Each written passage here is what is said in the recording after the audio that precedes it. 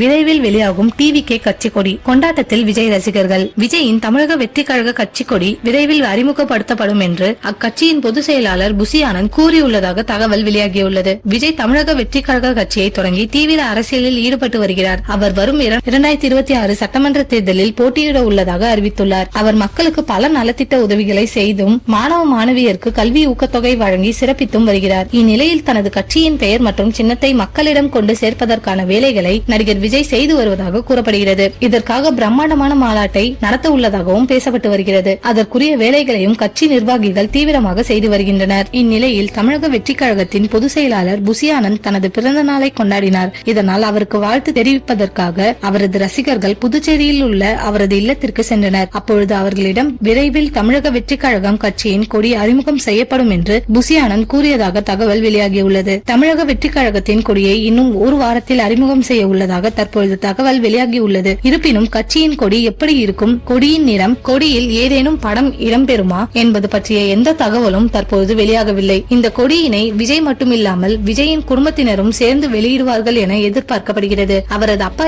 SAC, அம்மா ஷோபா மற்றும் மனைவி சங்கீதாவும் இந்த நிகழ்ச்சியில் இருக்க வாய்ப்பிருக்கிறதாம்.